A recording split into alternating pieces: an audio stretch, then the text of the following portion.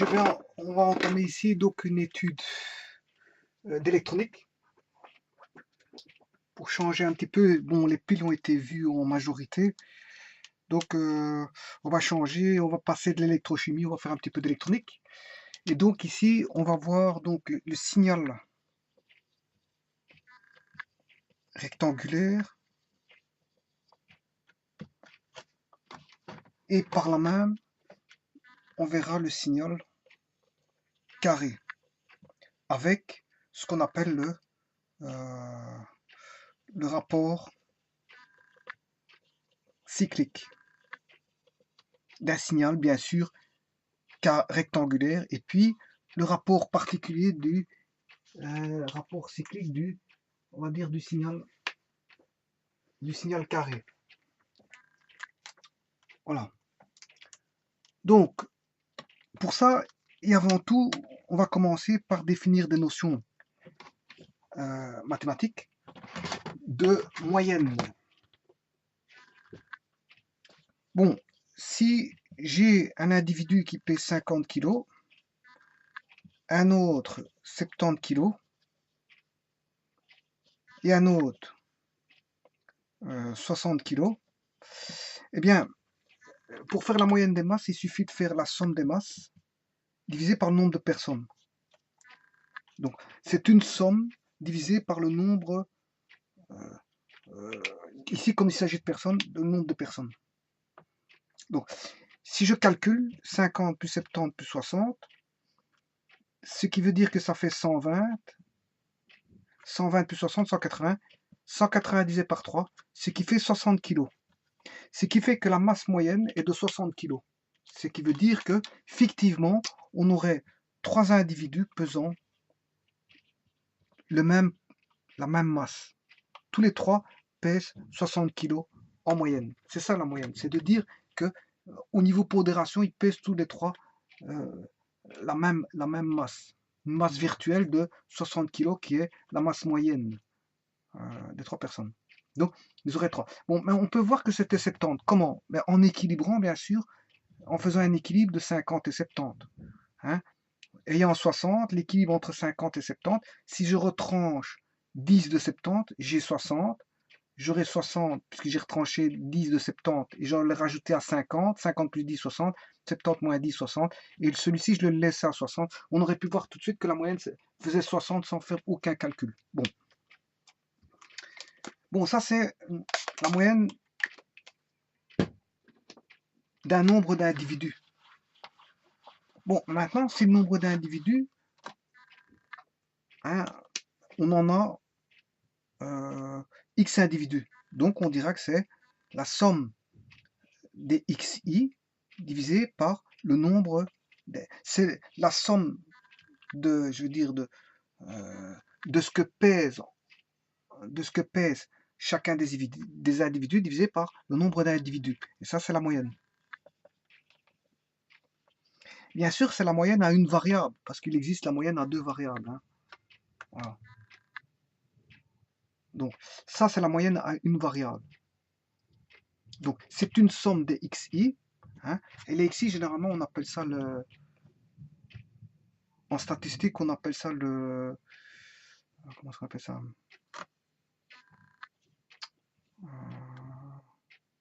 Enfin, je reviens plus sur le nom. C'est la somme des xi sur n, n étant le nombre d'effectifs. Voilà. Ça, n, c'est l'effectif total. N, il y a la somme des xi. Les xi sont les effectifs. Voilà. Et la somme des xi, c'est l'effectif total. Voilà. Divisé par le nombre, je veux dire, d'éléments présents, le nombre d'éléments qui possèdent chacun un effectif particulier. On va dire ça comme ça. Donc, c'est la somme des xi sur n. Pourquoi j'explique ça? Pourquoi? Parce que, en fait, sachant ceci, mais je peux faire la moyenne d'une courbe. Pourquoi? Parce que si je prends une courbe, hein, ici j'appelle en mathématiques la variable indépendante c'est x, la variable dépendante c'est y. Et supposons que j'ai une courbe, Mais pour trouver la moyenne de cette courbe-là, mais il faut déjà que je m'arrête à une valeur précise x, xi. Voilà. Donc, c'est la somme de toutes les valeurs, hein, y1 plus y2 plus y3 plus y4 plus y5 plus y6 plus y7 plus y8 plus y9, ainsi de suite, c'est toutes les valeurs de y, c'est la somme des yi sur combien de valeurs qu'on a. On en a xi. Voilà. Donc c'est la somme des yi sur xi. Bon, maintenant, si je reviens en infinitésimal, c'est-à-dire que euh, je prends toutes les valeurs possibles et imaginables. Voilà. Donc je fais tendre en fait les éléments ici vers 0. Chacun des éléments tend vers 0. Et donc on aura une infinité de valeurs qui vont s'additionner. Et donc quand on somme une infinité de valeurs, on a une intégrale.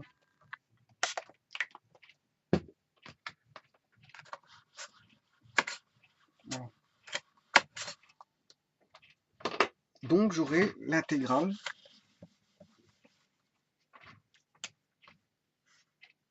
de y dx, le tout divisé par la valeur, jusqu'à la valeur où on calcule. Je vais l'appeler, on va l'appeler x. Ne pas confondre avec la variable x ici, on va l'appeler x.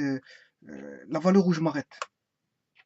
Voilà. On ne va pas confondre celui-ci et celui-ci. Ça, c'est l'abscisse, en général x, et ça, c'est la valeur où je m'arrête. Donc, en fait, pour faire la moyenne, il suffit de faire la somme, enfin, c'est la limite quand la somme tend vers 0 des différents delta x, je fais la somme, à ce moment j'ai l'intégrale de y dx, je divise par, je veux dire, les valeurs parcourues, j'en ai x de 0 à x, donc j'en ai x.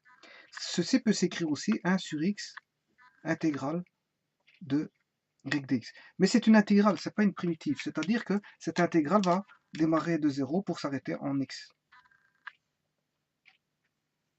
Voilà.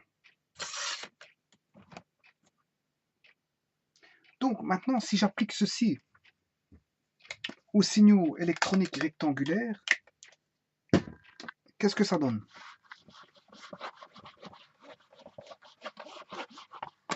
Bon, supposons que j'ai un signal rectangulaire produit par un hacheur, qu'on appelle un chopper.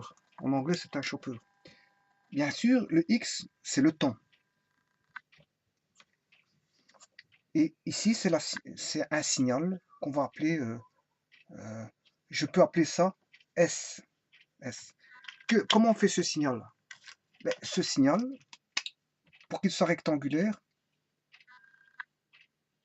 voilà un signal rectangulaire, produit par un hacheur. Voilà. Et ainsi de suite. On peut continuer comme ça énormément de fois. Bon, là, on a une zone de conduction. Oui, parce qu'en fait, le signal, ici, il est nul.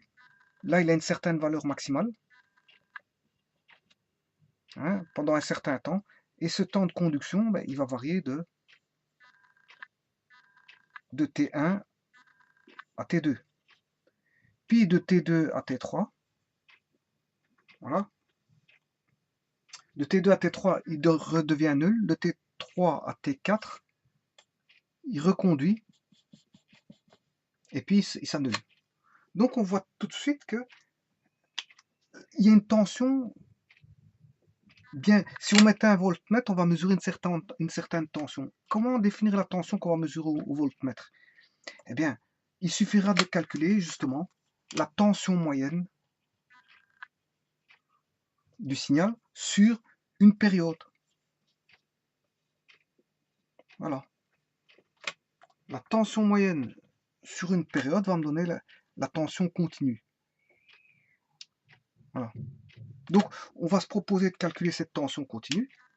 Donc, cette tension-là, où il y a une existence de tension, et là où il n'y a pas d'existence de tension, les deux vont me donner, je veux dire, une tension continue. Ben, on va calculer cette tension continue qui est justement une tension moyenne. Bon, par souci de facilité, qu'est-ce que je vais faire? Je vais démarrer l'axe, le signal, à partir du temps t égale 0, pour faciliter les choses. Donc, je vais faire quelques modifications.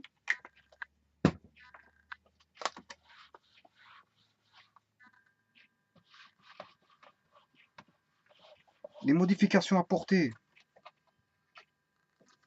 c'est que mon axe, j'ai toujours l'axe des temps, et ici, j'ai l'axe de mon signal S de t.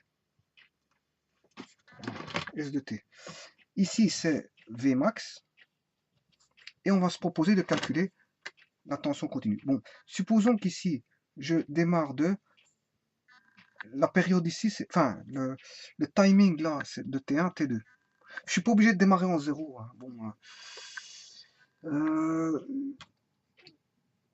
je vais le faire comme ça et on n'est pas obligé de démarrer en 0. C'est pour avoir plus facile. Bon, et de T2 à T3, voilà, comme ceci, et de T1 à T3, T1, T1. Ici, je vais appeler T1 vaut 0. Hein. Donc, si j'appelle ça 0, on va appeler ça 0. Ouais, je confonds T1, les petits T, voilà, 0, T1, T2, T3, et ici on va dire que c'est le temps, on va dire ça comme ça. Donc ce qui veut dire de 0 à T1, c'est grand T1. Voilà. Et l'intervalle de temps entre T1 et T2, c'est T2, et que l'intervalle de temps entre 0 et T2, c'est la période T0. T0 étant la période. Voilà. Bon, ben, on va calculer cette tension moyenne. Bon, la tension moyenne, ben, on a dit que c'était l'intégrale. De quoi de 0 à T1 de S de T dt plus l'intégrale de à T1 de 0 à T1 ici. De 0 à T1, puis de T1 à T2, de S de T dt, le tout sur une période qu'on va appeler T0. Voilà. Ouais, mais on peut simplifier facilement les choses. Pourquoi? Parce que le signal de T1 à T2, ce signal, en fait, il est nul. Donc il vaut 0. Voilà. Ce signal vaut 0. Qu'est-ce qui reste? Et il reste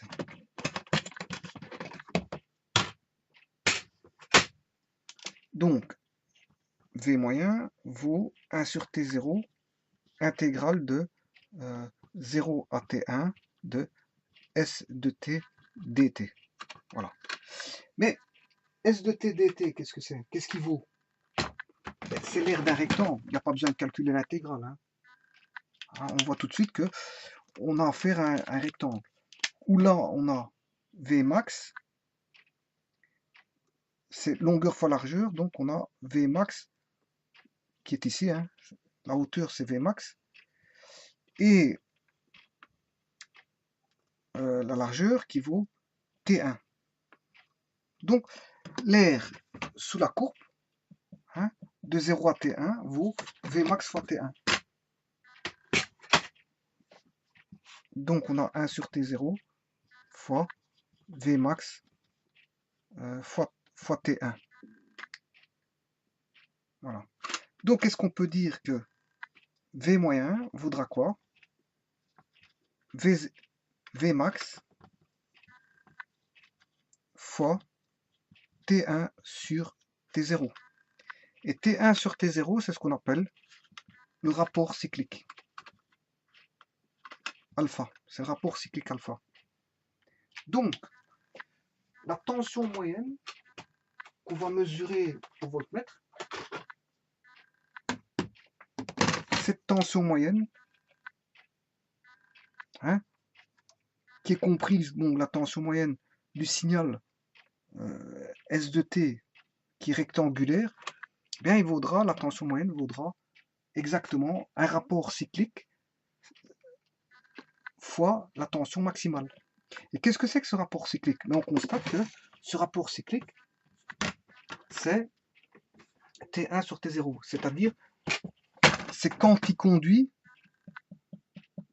par rapport à la période. Donc la tension moyenne sera d'autant plus grande que le T1 sera grand. Plus le T1 est grand, hein, plus le signal, on va le faire conduire.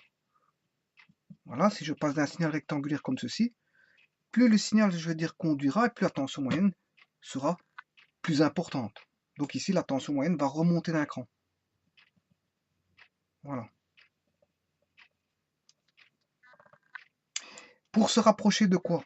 Ben, si on conduit complètement sur toute la période, mais Vmax égale V moyen.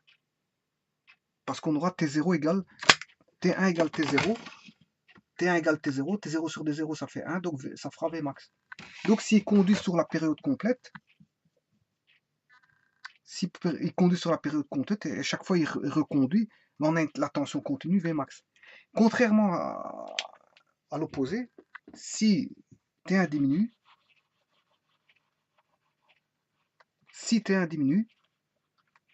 ben on se rapproche, la tension moyenne se rapproche de 0. Là, on redescend. Pour avoir 0 si on n'a plus de signal. Fatalement, si on n'a plus de signal, la tension moyenne vaut 0. Voilà. Bon, ça c'est une méthode. Il y a une seconde méthode pour trouver donc que la tension moyenne vaut Vmax sur le rapport cyclique.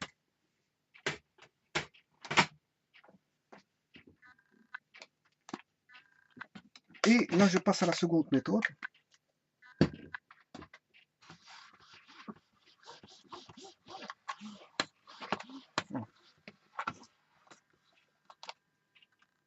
Eh bien, c'est de se dire, qu'est-ce qu'une tension moyenne d'un signal, hein? Donc j'ai 0, T1, entre 0 et T1, je mesure un intervalle de temps T1, et entre T1 et T2, je mesure un intervalle T2. Et que l'intervalle de temps entre 0 et T2, c'est la période. Voilà. Bien sûr, la fréquence, c'est l'inverse de la période. Hein. Et que la pulsation, c'est 2π fois F0. Bon, ça on le sait. Bon, donc on a le temps, on a le signal S de t. Qu'est-ce que c'est que la moyenne? Si on veut établir une seconde méthode, c'est de se dire que la moyenne, la tension moyenne, départage une zone en deux parties. Voilà. Elle va départager une zone en deux parties, où on aura deux aires. Une aire que je vais appeler S1, c'est pas signal, hein. Ici c'est S de t pour signal. Ici j'ai Vmax d'ailleurs. Hein. Vmax ici c'est V moyen. La tension continue moyenne qu'on mesurait au voltmètre. Et donc ici j'aurai une aire S2, attention que ce sont des aires. Voilà. Et qu'est-ce qu'on peut se dire? Que S1 égale S2, la tension moyenne départage S1, S2 en deux parties égales, d'air égale. Mais ici, comme ce sont des rectangles, c'est assez simple.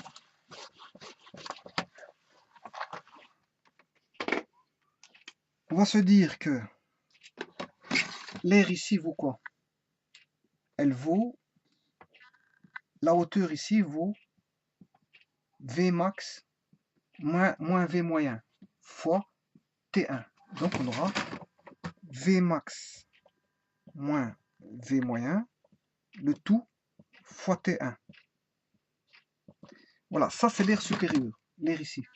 Puisque ceci ici, c'est Vmax moins V moyen, on mesure ça, c'est l'écart, Vmax moins V moyen mesure ceci, le tout fois T1, parce qu'il conduit de 0 à T1. Et la seconde partie, c'est quoi? C'est T2 L'aire du rectangle ici, c'est T2, qui est la largeur fois la hauteur. Et la hauteur, c'est V moyen. De 0 à V moyen, c'est V moyen. Donc on aura V moyen fois T2. Bon, je distribue ici, ça fait V max fois T1 moins V moyen fois T1 est égal à V moyen fois T2. Bon. Je regroupe tous V moyens dans le membre de gauche, j'aurai, ou dans le membre de droite. Comme ça, je garde V max fois T1 est égal à V moyen fois T2 plus V moyen fois T1. Donc, on a V moyen vaut T1 plus T2. Voilà, V max. Ouais, mais T1 plus T2, qu'est-ce que c'est? T1 plus T2, c'est T0 en fait. C'est la période. Donc, on a V moyen fois T0 égale à V max fois T1. Donc, que vaut V moyen? Il vaut V max T1 sur T0, et T1 sur T0, c'est le rapport cyclique. On retrouve ce fameux rapport cyclique. Donc, ça, c'est la seconde méthode pour trouver, je veux dire, comment calculer la moyenne d'un signal carré qui est assez simple. Voilà. Alors, d'un signal rectangulaire, pardon. C'est un signal rectangulaire, c'est pas un signal carré. Voilà. Donc, c'est la tension. Il suffit de prendre la tension maximale du signal quand il est rectangulaire fois le rapport cyclique. Le rapport cyclique, c'est d'aller voir combien dure la durée de conduction par rapport à la période. Voilà. Et plus cette durée de conduction sera grande, plus la tension moyenne sera grande. Et on s'approchera de Vmax si T1 égale T0. Voilà. Par contre, si T1 est très petit, bon, on se rapproche de 0. La tension moyenne s'approche de 0. Bon, ben on va appliquer ça au signal carré.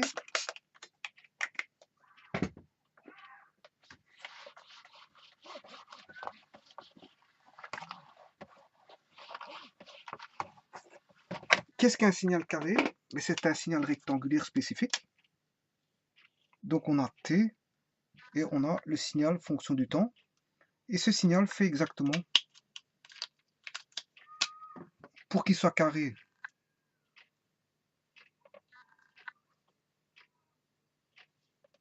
il faut que le temps de 0 à T1 soit égal au temps de 0 à T2. Voilà. On obtient un signal créneau qu'on retrouve, je veux dire, en électronique numérique. Voilà. Mais qui n'est pas exclusivement de l'électronique numérique, parce que les hacheurs et les choppeurs, c'est l'électronique, je veux dire, peut intervenir dans l'électronique analogique, et pas forcément numérique. Enfin, le signal, je parle du signal créneau. Voilà, donc ici, qu'est-ce que ça donne? Donc on a V moyen vaut quoi? C'est égal à V max. Et ici, on a V max. Et là, on a T1 égale T2. Voilà. Donc, c'est T1 sur T0. Mais comme T0, c'est T1 plus T2, eh bien, on dira que Vmax, T1 vaudra 50% de... On aura 50% de conduction ici, et 50% de non-conduction pour un signal carré. Donc, en fait, la tension moyenne sera la moitié de la tension maximale. Donc, il suffira d'aller chercher juste la moitié de la tension maximale pour avoir la tension moyenne. Voilà.